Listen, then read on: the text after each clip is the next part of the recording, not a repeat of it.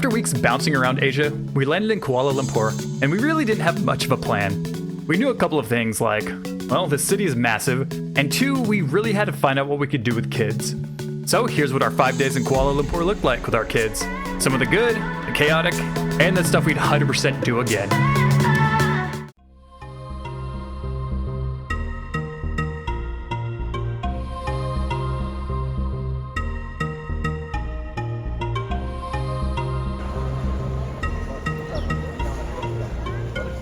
The Batu Caves is one of the first things on our list because everyone says if you come to Kuala Lumpur, you just have to see it.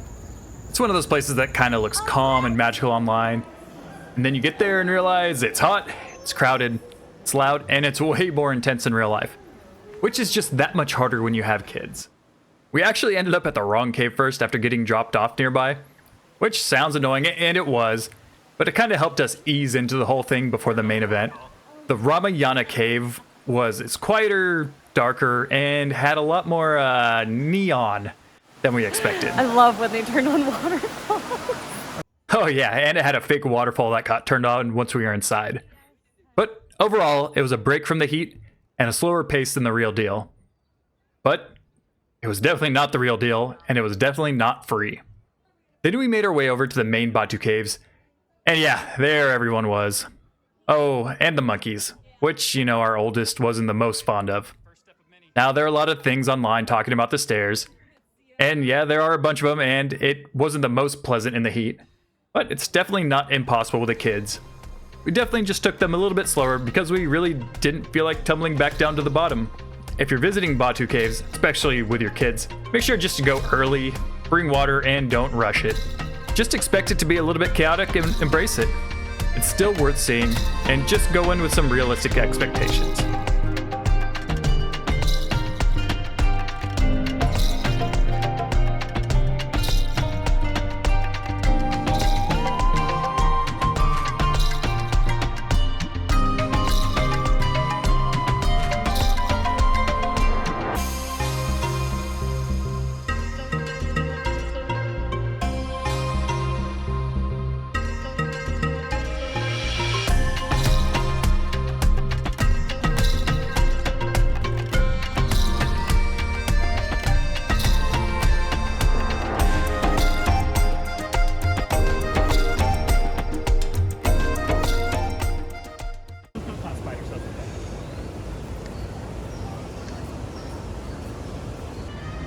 She's a mermaid.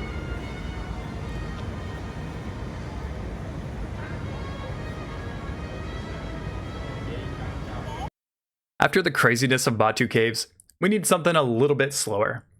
And KLCC Park ended up being exactly that. It's right by the Petronas Towers, but kind of feels like a nice break from the city. This was just one of those days where the kids could just be kids. We took a dip in the splash pools, we got some ice cream in the mall, and the kids were just able to walk around, burn off some energy, and were not told to stand still for too long taking pictures every 5 seconds. Sometimes, travel days just don't need to be packed with activities from start to end to be good days. And then we went to the KLCC light show at night. This is one of those moments that didn't really feel like it was just for kids specifically, but they loved it anyways. It was simple, it was easy, and it was just a really chill way to end the day without having to plan anything too complicated. If you're visiting Kuala Lumpur with kids, this combo was great. The park time was good to reset, and the light show was a great way to end the day on a high note.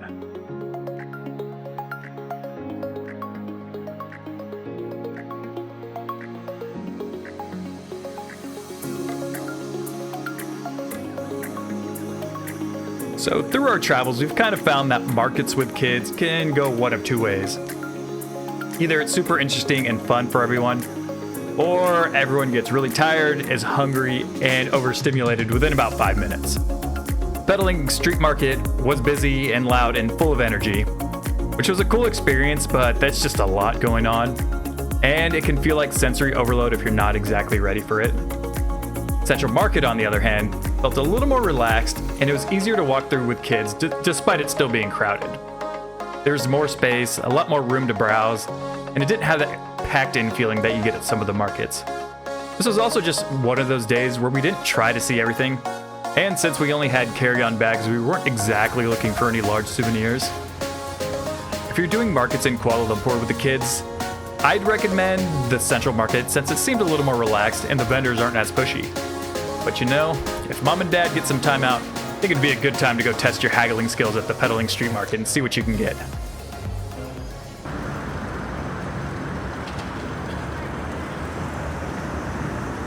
Picking your nose? And that one's gonna enjoy the museum so much. So much. Take the nicest little nap. So I guess this is lucky for us, but our kids have always really enjoyed going to all the museums in the countries we have visited. So the National Museum of History was definitely on our list. This was a pretty nice break from the heat and the crowds of Kuala Lumpur. I mean, at least for a little. It wasn't ice cold in there, but it was a nice break. Air conditioning alone makes the museum feel like a luxury when you've been walking around Kuala Lumpur all day. Obviously, our kids couldn't read every sign or go too deeply into the history of everything, but that was okay. We all got to see something different and learn a little bit about Malaysia, and we just had a slower paced day. If your kids are like ours and seem to be interested in museums and history even a little bit, I would definitely give it a shot. It wasn't the biggest or fanciest, but we always enjoy reading into some of the history of the countries we visit.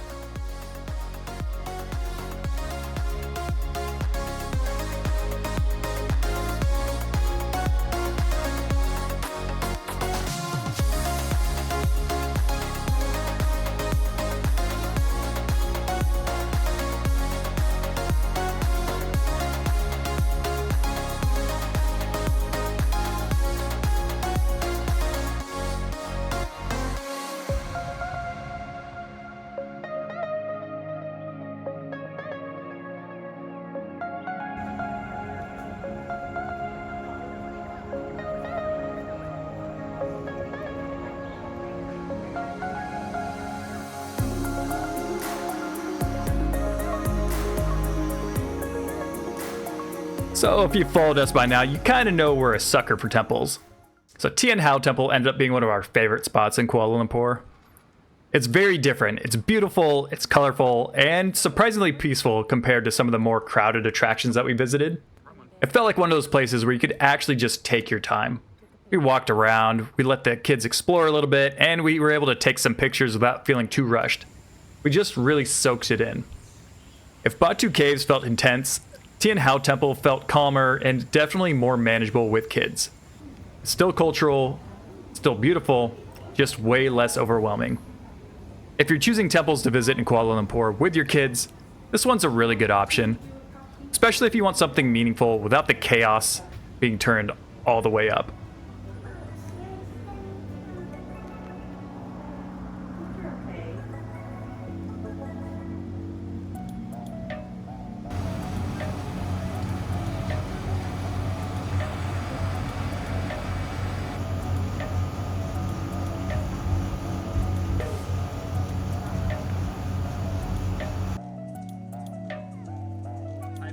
Wait, hun. Oh, see, wait.